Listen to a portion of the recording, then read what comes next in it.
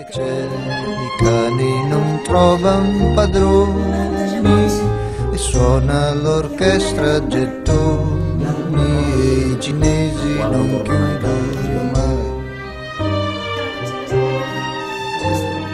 Nascosti nella sera partono treni.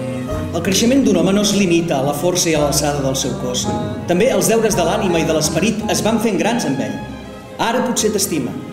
I cap propòsit deshonest no embruta la seva voluntat, però desconfia. Perquè els desitjos i voluntat d'un home de tan alta posició no són només d'ell sol. I el seu llinatge és alhora la seva esclavitud. No pot mirar per ell sol com els plebeus. Perquè d'allò que ell en tria en dependrà la salut i el destí de tot un regne. Sí, el personatge del Hamlet és un personatge difícil, realment molt difícil i molt complexa, tal com és ell, perquè és un personatge estrany, i a més, com que se n'han fet tants, etc., també hi ha una pressió afegida i un plus. I nosaltres, quan l'hem intentat definir, ens hem fet un lío. Aleshores, una de les coses que hem fet és no definir-lo excessivament, perquè teníem l'actor que podia fer això. Per mi és una presó. És la vostra ambició el que fa que ho sigui. És massa estreta per la vostra ment. Déu meu. Podria viure dins la closca d'una nou i considerar-me el rei de l'espai infinit si no fos que tinc malsons.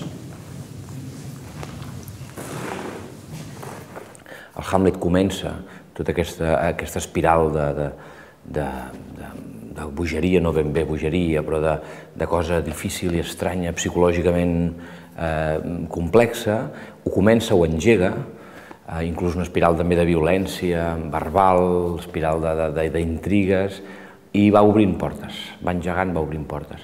Hem enfocat bastant a això. Després hem fet que és un personatge melancòlic, una mica melancòlic en general, que tenyeix tot una miqueta, un personatge molt intel·ligent, molt viu, la paraula no seria llarg, o sigui, persona que sap dir qualsevol cosa a qualsevol moment i clitxa tot molt ràpid, i trist, una espècie de tristesa. Quan feien guàrdia i a l'hora més deserta de la nit, ens sopagaven amb una figura exacta, la del vostre pare. I la tercera nit els vaig acompanyar a fer la guàrdia. Tot va confirmar, paraula per paraula, el seu relat. Es va tornar a aparèixer a l'hora justa.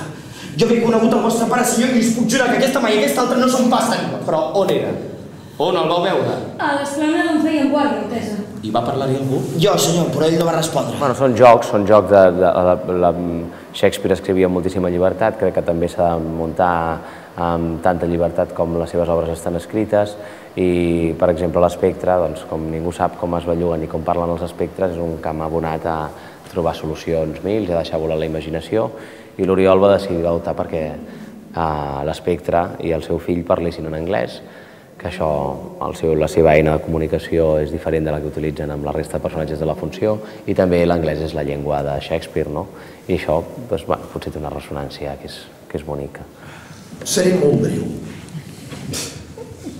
El vostre noble fill és boig. I l'anomeno boig tal qual perquè pretendre definir la bogeria autèntica, què més pot ser sinó no ser res més que boig? Menys art i més substància. No utilitzo cap part, senyora, us ho puc ben jurar. Que és boig, és cert. És cert que és una llàstima. I és llàstima que sigui cert. Quina retòrica més xiu. Però deixem-ho, parlaré sense art. Quedem que és boig, doncs. I ara només resta que trobem la causa que produeix aquest efecte. O més ben dit, que produeix aquest defecte, car no hi ha efecte defectiu sense una causa. Això és, doncs, el que resta. I la resta, doncs és això.